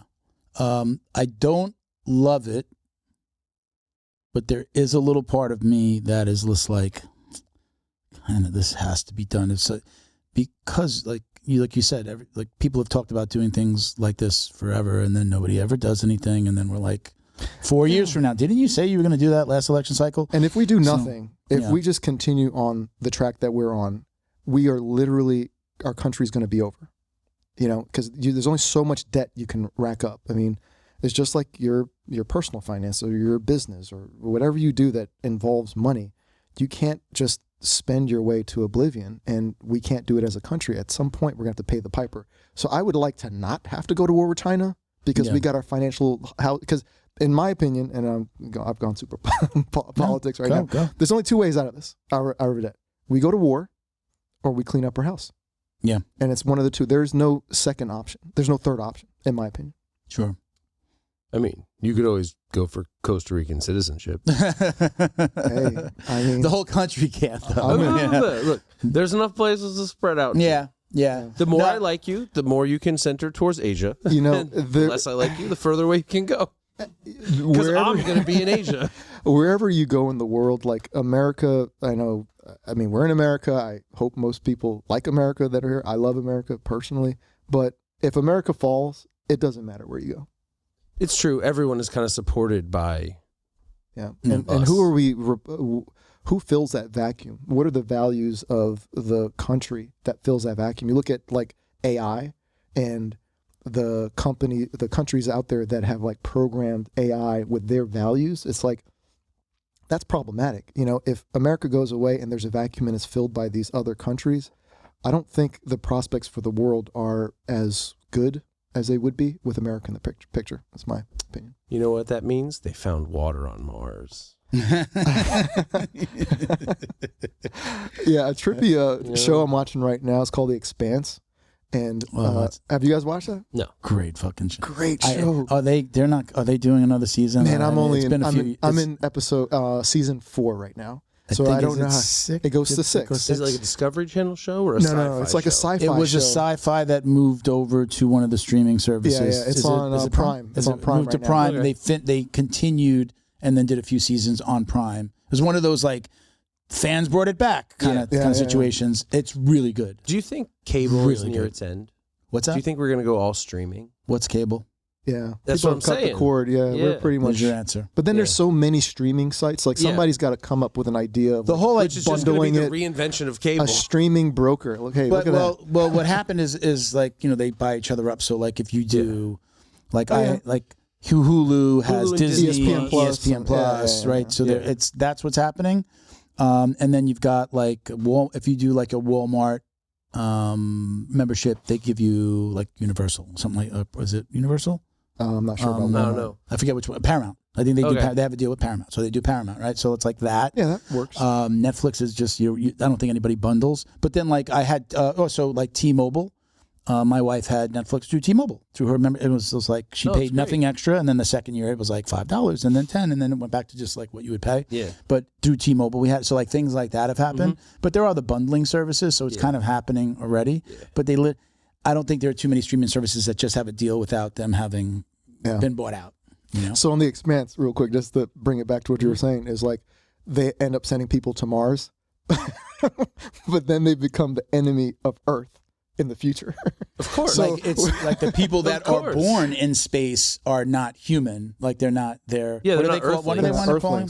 They're Martians. You have the Belters. Yeah, that work in the asteroid belt, and they're like they're perceived like as not perceived, but they're treated as the dregs of society. Exactly. Okay. And they have a chip on their shoulder, rightfully so, based off of how this is going. And then they have the inners, which are the Martians and the humans. Mm-hmm. So we're sending people to Mars to like save our species, but we can ultimately annihilate each other, and then no more humanity. Yeah, they're warring. They're fighting with each other. It is a really. I stumbled across that show. It's on Prime, you said? Expanse. The Expanse, yeah. Worth every like. I feel like it got better as how many as seasons are there? Six, I believe.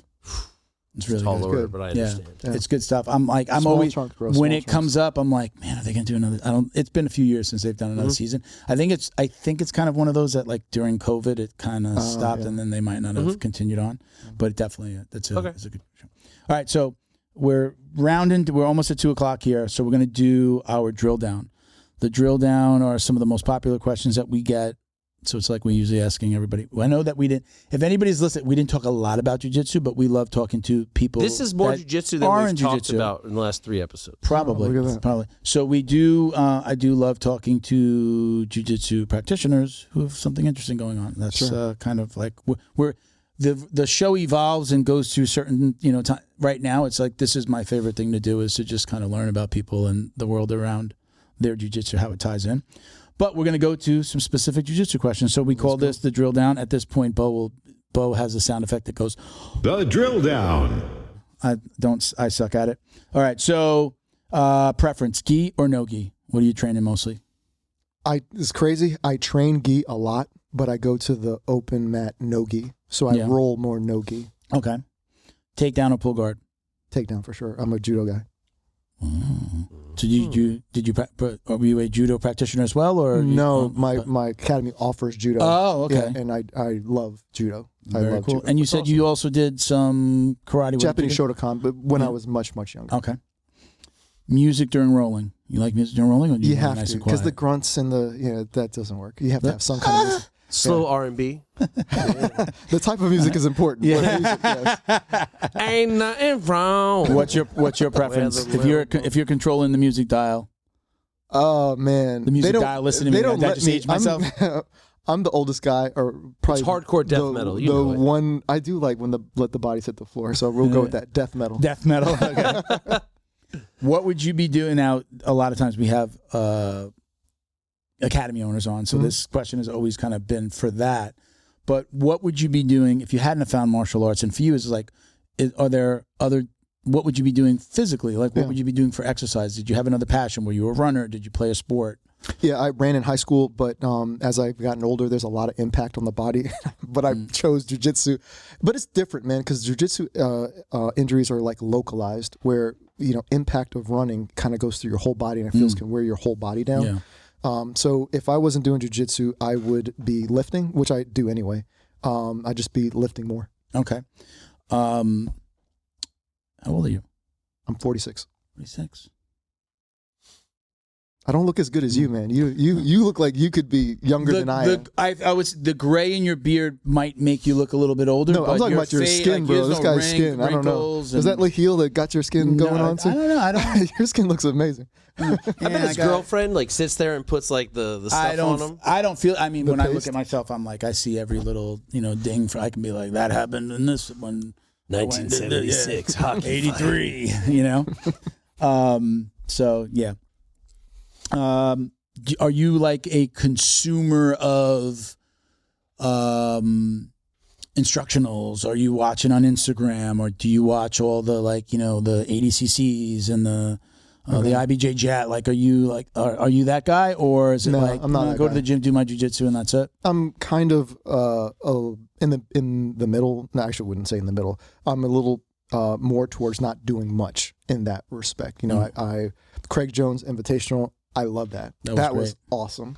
And one They're of the coming fights, back with a teams thing, aren't they? Yeah. one of the fights. I forget one of the Tolo brothers, and that fight. Those kids have exciting fights There's just every time. It absolutely was amazing. the tack. Sorry. Was it Tackett? Tackett and Rotolo? That was the best fight I think I've ever seen. Now, I'm younger in my jiu-jitsu, so I don't know if there's like a trillion better fights than that, but that's the best fight that I've ever seen. That's probably one of the best fights in the last few years. Because it's also maybe generational. Like when you watch like my coach's jiu-jitsu, it is so It's a different drastically sport different. almost. And it's not as fun to watch. Slower, No one's much rolling, slower, twisting. It is, man, lock this down, hold this down, and then just safely look for finishes. That's my jiu-jitsu right there. yeah. Yeah. I think it's everyone's jiu-jitsu over like 38. Oh, okay. Well, I'm in If the you gray want to get past, I mean, I started over 40, so if you want to continue to do this, I'm going to be 52 in June.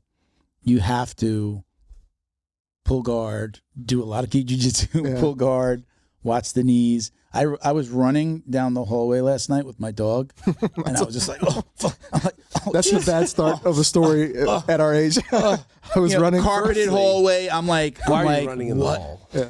I wound up. I had to do the sideways shuffle. What do they call it? I was just like doing this. Like I Yeah, wound up shuffle. doing the shuffle. The but Lima I was shuffle. like, my knees were. I was just like, let me go sideways. But I was just getting the dog to run. Well, and we play know down what the you're going to hallway. get injected next time you go to the heel. With shoulders next, and then hopefully knees. So, favorite competitor to watch? You mentioned CJI, but do you have somebody that you're like, I got it? I mean, when I watch all this stuff. Not really. But if the Rotolos are fighting, I'm gonna watch. And Tackett now too. Like that guy. If I ever see him doing anything, I would definitely He's watch got it. two brothers too, right? He's got a younger and an older brother. The one that fought the Rotolo, there's an older brother. There's William. I don't know who the other names. William is the oldest brother. I forget who's the middle. And then there's a younger brother. So there's three of them. That's crazy. Yeah, and they're all like They're all killers. super talented. That's the Hillbilly Hammer, right? No, Hillbilly Tackett? Hammer. No, Hillbilly Hammer is from Daisy Fresh. Oh. I forget his that name. guy. Is Tackett not from Davies? No, Tackett's. They're like the OGs out in Texas. Like Oh, okay. I don't know. I think they're around Austin. They might be in another city actually. Okay. But they're like it's like Brazilian something academy. It's a Brazilian Fight Academy, I think somebody correct me. I'm sure I'll get corrected. They're Trust yeah, the they're out there. internet. Yeah. All right. So last question. Sure. You know what the last question is? I don't. I've never gotten the last couple. You haven't done never it. watched the whole. The last couple ones you haven't gotten to this part. You know? So do you or do you not wash your jiu-jitsu belt? Hold on, before you answer this, what do you think? I'm gonna say younger in years in jiu-jitsu. I would say usually somebody that's 6 years in. A lot of those were COVID years. Yeah, he's washing his belt. I don't wash it as much as I need to. But you've washed it. I have not washed my purple belt. And how long? How long have you I've had been it? a purple belt for a year and a couple months. Jesus. Man, his juju is so good Professor on his Ricky, couch, bro. I'm just being honest, man. I'll give you the we're belt washers suggestion. here. If you're not going to wash it, give it a little spray. I'll wash it. I have nothing Neutrozone wrong with washing. clean, a little Lysol, one or the other. I hang it. I spray it. bathed in the I do wash my black. I wash my black belt. I've washed it maybe 3 times in a year and change. Yeah. But I do wash it. I don't know. What a dork. No, why don't you wash it?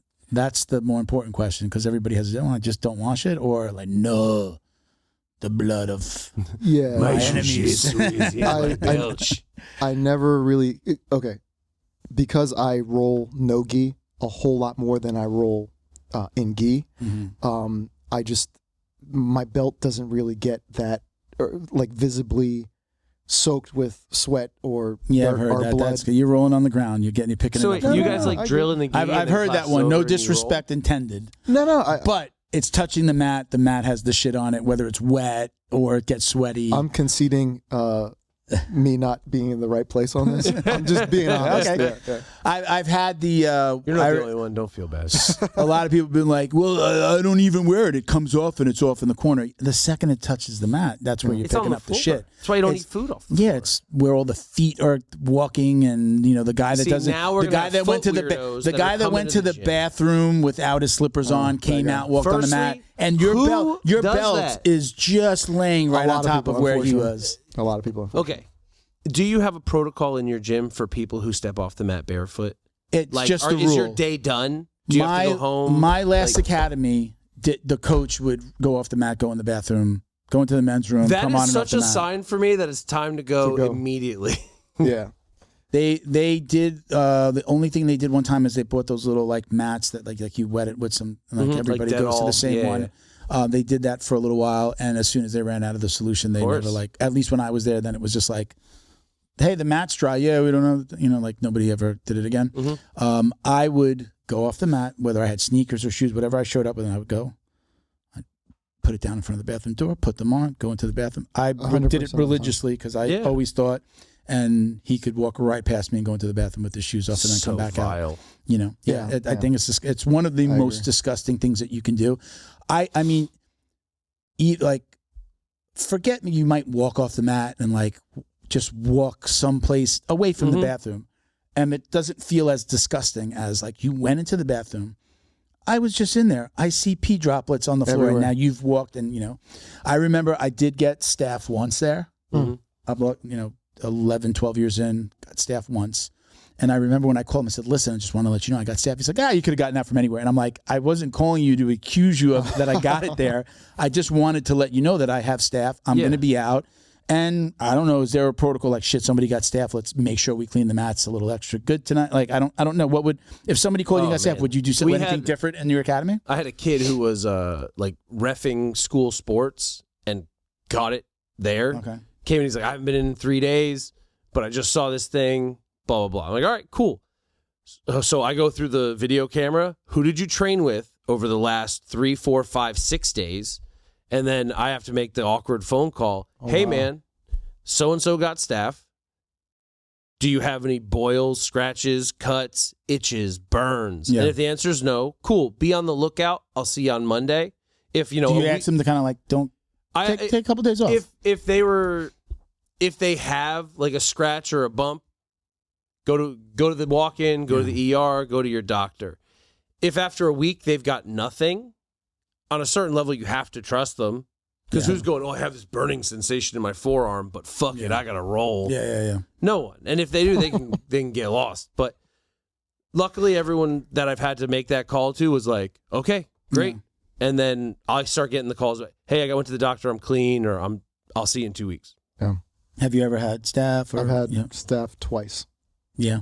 I've trained in other countries as well too. Every time I travel, I try and train. I had one other thing had happened in my old gym where the young, not the coach's son, but another employee's son was like the superstar standout young guy, and he had ringworm, and they just like put tape over it. Nope. Yeah, they did that like when I started 24 years ago. Like, and I'm the idiot that still train. Like, he's literally training on the same mat with her, and I'm like not even like. Wait a minute. Go home. Do I say something? Literally just like putting tape. Yeah. Like when I was coming up, like they'd be like, "Hey, this guy's got to fight. He can't take the time off." Yeah. So we put like a waterproof Band-Aid and tape, and I'm like, you got to hope the waterproof Band-Aid is plastic, and so it kind of seals it in. But or not train. Yeah. All right, we got to wrap it up. We got another a podcaster coming in after us. Ben, you want to give them your handles? Hi. Give them your stuff. I'm Ben, and you can get my gauze and tape at Fight Type. You can get it at fighttape.us. If you are a show promoter and you want to provide the absolute best in Cutman gear for your fights, contact us. We'll take care of you. If you want this silky, sultry voice calling your violence of any combat sport, again, reach out. Talk to your friends. At MMA Coach Ben, right? Yes, at MMA Coach Ben on Instagram. It's on screen after when you're Boom. Saying it. So, Leighton, do you want to any shout outs? Sure. Make sure everybody knows where to get the book. Sure. So shout out to Maddox Academy, all the boys and girls at Maddox Academy, Professor Ricky Samiglia. You guys are awesome. Definitely part of my tribe. So thank you for all you've done for me. In terms of the book, follow me on Instagram at Your Happiness EQ. That's my Instagram handle. And if you want to buy the book, get your completely free happiness score, go to the website. It's yourhappinesseq.com. I've been training jiu-jitsu for 4 years. In 4 years, I got hurt 6 times. I received stem cell injections in my wrists, elbows, shoulders, both knees, and I got stem cells recently injected in my left index finger. After a week and a half, I was right back at it, going the way I like to go at it. At Leighton Biogenics, they're friendly, they're patient, they answer all the questions you might have. Educate yourself. Call Leighton, ask about stem cells, and see where it takes you. Unlock the power of your online presence with Black Belt Digital Marketing. Their reputation management program ensures your Google business profile seen by more potential customers.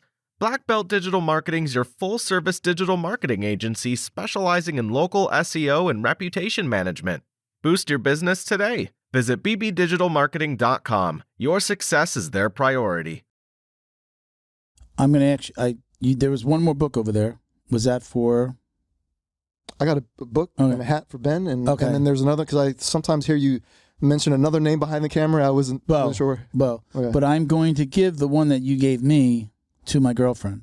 The one that she says wants Milton? to read it. I wrote your name in the cover. Yeah. I was going to give her that that's one. Cool. But then I want one to leave here on set. You had one more book. Can I leave that one here? For sure. And if Bo wanted to, Bo's usually here, but not here today. Yeah. But I want one up so we can put on the set like this. Yeah, so that awesome, it'll represent for a little bit. That'd be huge. I mean, I've left all the books. We got Rob's behind me. We've got Richard Bressler and Scott Burr's book over there. Shout out to Richard. I hope that he's doing better. I know that he's having a tough time out there in Cali. I think they switched facilities. I don't know all the details, but he's moved from the hospital, I think, to another facility.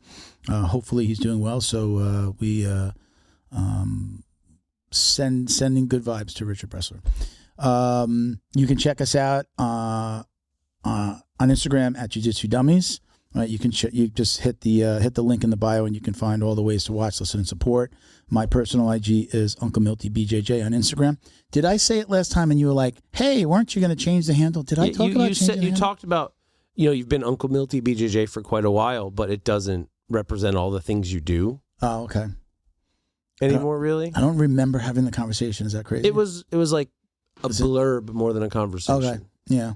Like Uncle Milty is what people have been calling me since the 3rd grade. When somebody found out that Milton Berle was called Uncle Milty. Oh, okay. And then I figured you're just a really proud They did it uncle. to make fun of me, and then it stuck. Of course, you know?